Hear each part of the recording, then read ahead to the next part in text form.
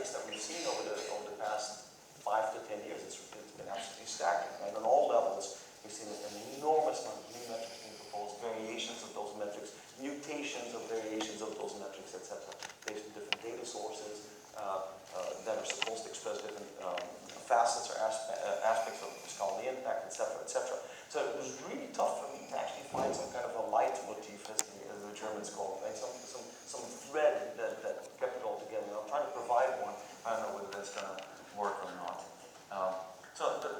Usually what they say is start at the beginning, right? It's like that movie, we start at the beginning of time. So when we talk about science, right, I mean, it's absolutely clear there's an enormous investment of capital, infrastructure, and resources and education that goes into the practice of science and scholarly communication. And naturally, right, the people who invest those kind of resources would like to know whether those resources are being spent well. As a society, we should be interested in whether those resources are being spent well, and if the outcomes of the scholarly communication process and scientific community are commensurate with the amount of resources that are committed to it. Now, the problem, though, with science, and this is something I've run into quite a bit, and I saw a little bit of that attitude a couple of years ago when I was actually mentioned in the Coburn report, which is a senator from Oklahoma who spends a good chunk of the year apparently reading through NSF proposal abstracts and then mocking a report to show how the United States government wastes the taxpayers' money. And I was very fortunate to be mentioned in that report. And essentially what it came down to is I can't believe they did that with the money that we gave them. And it was really sort of a shocking and a little bit of a soul-robbing experience I think response that they have to provide. And a lot of these people don't understand is the outcomes of science, the scientific process and the scholarly communication process are really ideas and information. So it's not the amount of paper pulp that you produce, number of bricks, blade, metal forged, tractors built, fields plowed. That is not it. It's mostly about ideas and how they're communicating. But if that is true, we also have to accept that not all ideas matter equally. Some ideas are really bad. They're really dumb ideas, right? And perhaps they should not be communicated. Perhaps they should not be cherished as much as other ideas that are being generated in this process. So not all ideas matter equally in science. It's absolutely true. And not all ideas should be communicated, should matter equally. Now, there's something really strange about science, I think, and I think it operates more or less like a gift economy. I always make this comparison to a potlatch. How many of you here know what a potlatch is? Okay, so probably people who've taken from anthropology classes. And it's essentially this process where Native Americans in the northwest of the U.S. Would gather and set up these temporary camps. And the object there was to either destroy or give away as much of your possessions as you could. And the reason why you do that is to increase your status in the community, your influence in the community. So someone could say, I received 6 blankets from Johan, and he burned another 12. So the idea is to get rid of as many of your possessions as possible to sort of increase the gratitude and the respect that you had in that economy. Right? Science is a lot like that. When I have an idea and I publish it, I want as many people as possible to accept that idea. Right? I want them to accept that gift, that idea that I generated is my gift to the community. And when they accept it, that's a good thing, because then they'll talk about it, they'll write about it, and what they'll say is, Johan Bollen had this great idea, right, and I'll increase my status in the community. So the rewards for sharing science is essentially a social phenomenon. Well, it's sort of an emergent property of the scholarly communication process. It's esteem, prestige, influence, etc. Right? And every scientist knows this. Every scientist has sort of an idea of what matters, what doesn't matter, which ideas are great, which scientists are great, etc. Right? Now, the way that things have come to be is that scholarly outcomes and ideas are traditionally perceived to be mainly shared through the peer-reviewed literature, also known as publications. That hasn't always been the case. If you go back 200 or 300 years ago, the whole idea of sort of peer-reviewed journals, etc., was not yet as established as it is now. But an entire industry has emerged to support this modus operandi, right? And as a professor, my students and I write papers. We submit them to a journal, hopefully an open access journal. It gets reviewed, gets published. People pick it up and they start signing it. And it's there in the citations that my publication is deemed to gain influence or impact. Right?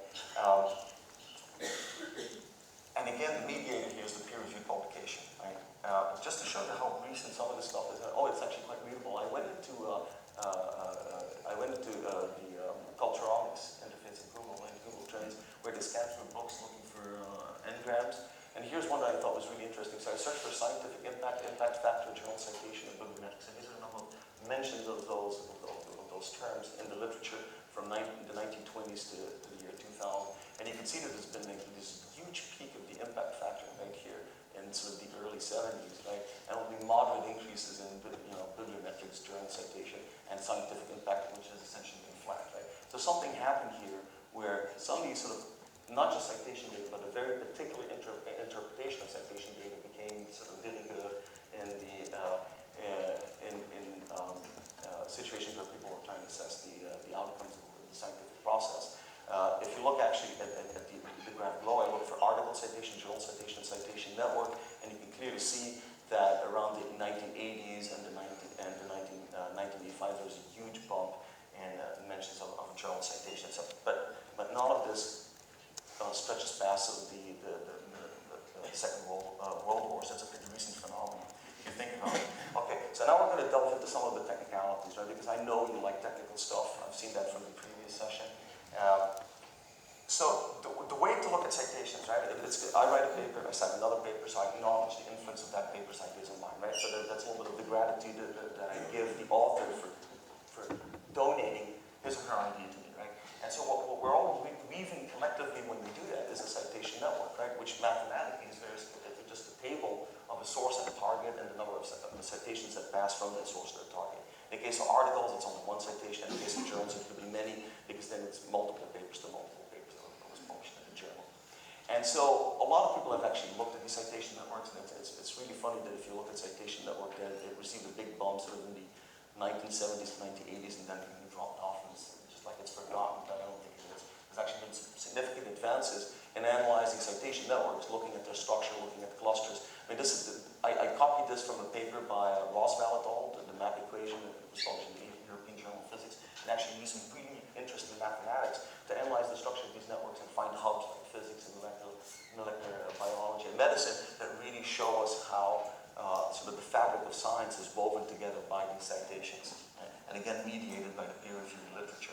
So anyway, so we've got this fantastic citation network. People actually collect this data and sell it. That's really nice, because then we have the databases available to us, and we count the number of citations. And what do we do with those citations? Well, first of all, we have a citation network. We look at the structure of that, but then we can calculate what they call the impact factor. And the impact factor is simply for any journal, you look at the number of citations it receives, and you normalize that by the number of papers that they published over a 2-year period. That's the impact factor, right? That's it. Now, when you do that, you calculate the impact factor. Where is it? Right here, you rank the journals, and now we know which journals are the best, right? And we do not only know which journals are the best, we also know which authors are the best, and we also know which articles are the best, because guess what? Those people all published in the best journals.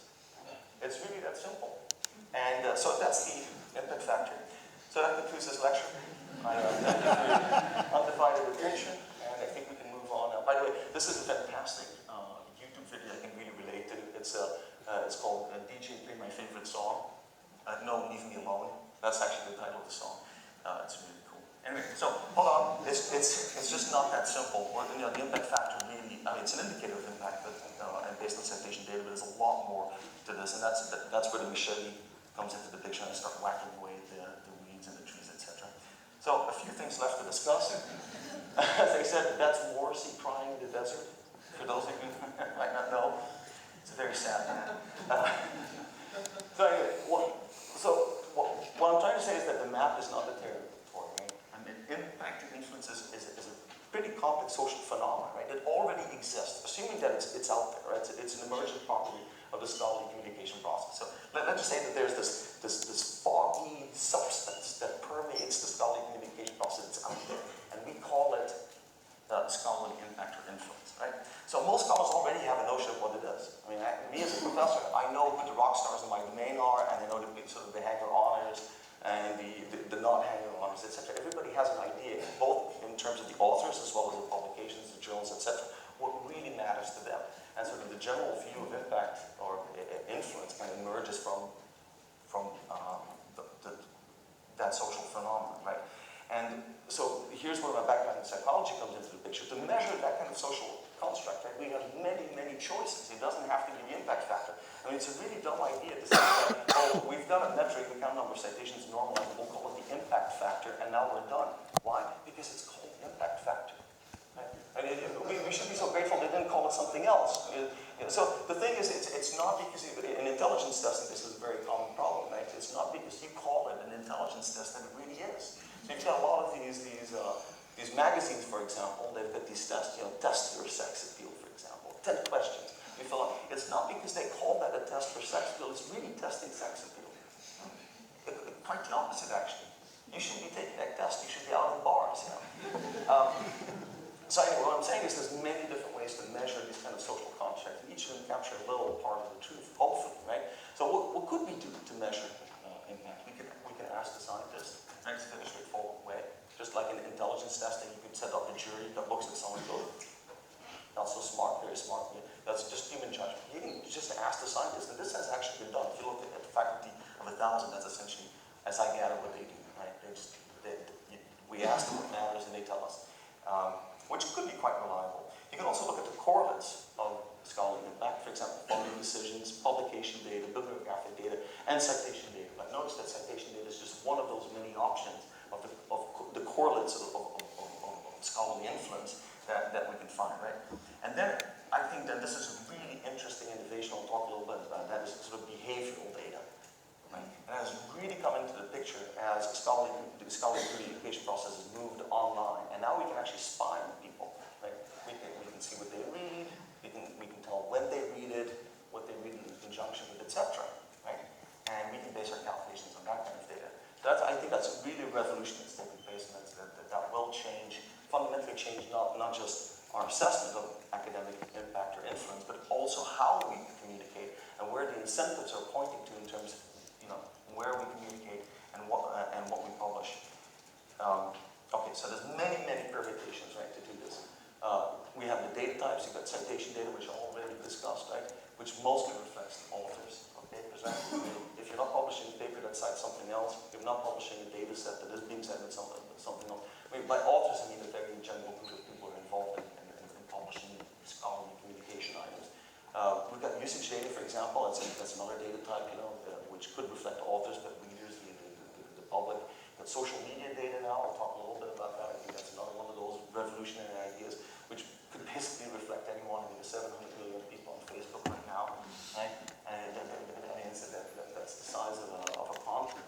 I always joked that if it were a nation, it would be invading an oil-rich country by now.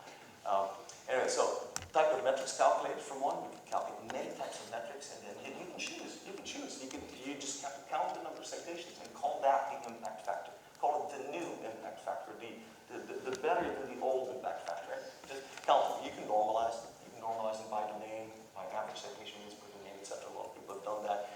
You can actually, this is something I think is really interesting as well. You can calculate social network metrics off of the citation graph, the citation network. Which some people have been doing. I'll give you some examples of that. You can calculate trend metrics, right? You can look at the citation graph changing from one year to the next, and then sort of calculate sort of hotness, trendiness indicator. You can do all of that, and you can call it the impact factor. You can do that, right? Okay, so level of granularity, you can calculate this for authors, clearly, right? You can do it for journals, articles, teams, countries, anything you like. Data sets, algorithms, any unit that you want to calculate it for. Calculate for a 5-year span, 10-year span, etc. So there's so many computations. So it's metrics cubed to some degree, right? This is the cube of metrics. I want you all to Twitter this right now. The Bollen says the cube of metrics. Anyway, so we've got the data type here. We've got citation, usage, and social media. Good granularity, authors, articles, journals. We've got the type of metric, counts, social networks, trends, etc. And if you look at it, this is citation, we've got counts, that pertains mostly to journals. So the impact factor sits in that corner of the cube. Right? There's a lot of space that is either sort of partially explored or not explored at all. And all of these could be potential permutations that reflect scholarly influence or scholarly impact, right? Okay, so that being said, now I'm going to sort of dive into the nitty-gritty of some of these metrics and give you sort of try to give you an overview of what I know to be available in the domain. So back to the citation data networks. By the way, this beautiful graph of the JSON citation network was produced by Herbert, Marco, and I. Back in 2006, I think. It's a really pretty graph. Okay, citation-based metrics. So let's just say that the data set that we prefer, right? The data set that we prefer is citations, because scientists told us through their citations what matters to them. So how would you argue with that, right? So let's just say we stick to citations. What can we do with citations? Or we can calculate author-level citations, right? We can just calculate the total number of citations that an author has accumulated over their career, right? I mean, I've seen this done in tenure reviews, etc. Go into Google Scholar, look up Johan Bollen, X number of citations, that's pretty good. Right? That's a metric. You can calculate the H-index, which is also really simple. You rank order the pubs by decreasing sites, like I showed here, and then your H-index is the nth publication that has at least n citations. Right? The singular. It's a really smart idea. It's a really smart idea because these distributions are very skewed. Right? You kind of cut them in half when you do that, and it's essentially a metric that reflects your productivity, how many papers you publish, because it's the nth paper. Right? But it also gauges the number of citations that you've accumulated. Right? And there's been all kinds of discussions about the weaknesses and the merits of this kind of metric, right? And so what we've seen is sort of an alphabet soup of G, H, A, B, C indexes, etc. Everybody's got their own index. I feel really deprived that I haven't actually formulated with the B index. B for Bollen, of course. Anyway, so there's been a proliferation of these, and they each improve a little bit on the H index by taking, by compensating, for example, for the fact that as you grow older as a scientist, your articles accumulate more citations, and the shape of that curve changes, etc. So co-author network indicators, that's a really interesting one as well. Again, Herbert and I have done some of that work. Article level metrics, so those are the author level metrics. Article level metrics, again, you can count the total number of citations per article. Do that, so that's very easy to do. A lot of people have been playing with normalized citation counts. One of my, Philippe Radicki, who actually joining our department this fall, who just accepted a faculty position with us, and actually showed in PNAS that if you take the citations per article, like these graphs, these histograms are very different. Right? If you count the number of articles that have X number of citations, those curves are very different per discipline. But simply dividing them by the average number of citations for articles within that discipline, you end up with sort of a universal citation distribution, which means you can norm this and make it independent of the domain, which is a really interesting idea. Journal level, we have the impact factor. This is the only true impact factor because it's called, it says so right there. Can't argue with this. We've got SNP, the Crown indicator, there's a whole range of other indicators that sort of fix a variety of problems with the impact factor. And social network metrics from the citation network, and I'll give you an example of something that I think is just wickedly smart thing to do based on citation data. Okay, so we've got these citation networks, right? And those networks are a little bit like the web, where one page links to the other, right? And what does Google do? It doesn't count the number of hyperlinks that point to a page, because then, every single porn website would be top ranked, right? And that might be good for some searches, but clearly that is not a true reflection of the value of pages on the web, right? So you can calculate a whole bunch of social network metrics where you actually look at the position of that web page or journal in that citation network, right? And the ones that I'm really partial to are the shortest path metrics, where you actually look at how much effort it takes to jump from one node to the next, and you essentially count how often that particular journal or article in the citation graph is visited. We try to walk from one article or journal to the next. Actually, you can do this with one of the metrics that kind of embodies these kind of principles is PageRank. Right? It's what Google does to rank websites, and it essentially simulates someone randomly jumping from one page or one journal article to the next, and then it looks at which of these pages is visited the most often. And then it says, well, those are the most important pages, right? They have to be, because if you do a random walk, that's where you end up the most. And I think it's really interesting. By the way, in terms of social network analysis, here's another thing that I looked up, and you can see that bibliometrics, in terms of its popularity next to social network analysis, throughout until 1985 is just as popular as social network analysis, even though the literature is just gigantic. Social network analysis has been around for quite a while, but then it sort of surpassed it, and it's been growing ever since. And the reason for that is that we care so much about social networks now. Facebook and Twitter, etc. So that kind of science is really taking off, and I think it will increasingly inspire bibliometrics. So Google's PageRank for journals, can we do this? Yes, we can. We've got the citation graph. We use this the PageRank equation, which essentially says it's not the pages that are cited, the journals that are cited the most often. It matters where the citations come from. So if you're cited by a highly cited journal, then your PageRank goes up. No, rather, if you are cited by a journal with high PageRank, then your PageRank goes up commensurately. Right? And it's recursive, so you just keep calculating it, it converges. And you end up with, we call this the Y factor. So this is, again, work I did with Herbert. Call this the Y factor. We should have called it the B factor, of course. Or the H factor? What is that? Or the H factor? That would be fine. or some acronym of her last and first name. That would be really cool. Anyway, so but you can see Nature Science popping up, PNAS, Journal of Biological Chemistry, The Lancet, etc. And it's totally different from the impact factor. So how can it be? The impact factor is the impact factor. So this is not the impact factor, it's a bonus. I've had actually people make an article. But this is essentially what Google does to rank web pages, right? And we like Google. If you compare the two, you can see that some journals actually have very low page rank with very high impact factors. And the opposite, you can have journals with very high page rank but relatively low impact factors. And that's really revealing, right? But overall, the correlation is pretty good. So they're measuring more or less the same thing, but there's meaningful distinctions. Here's a group, this is by Bergstrom at the University of Washington. How many of you have heard of ID factor? Oh, so quite a few. They actually put that idea, turned it into a website. They've got a fantastic website, does visualizations. But the main idea behind it is that you can calculate page rank on the citation network and rank journals and articles accordingly. I think it's a very smart idea, and it's a fantastic website. Really, I can't commend it highly enough. Anyway, so I think I've exhausted the uses of citation data to gauge impacts. And now we're going to go into sort of more science fiction-y stuff, I think. So, innovation number 2. So the first innovation was, sure, we have citation data, but we're not just going to count citations, we're going to do all of this really smart social network, Google-ish stuff. And we'll end up with better rankings, supposedly. Yeah. Now, innovation 2 is behavioral data. So you've got the scholarly community interacts with these scholarly communication items, and we use the features of these scholarly items, like the bibliographic data, their citations to calculate these metrics, right?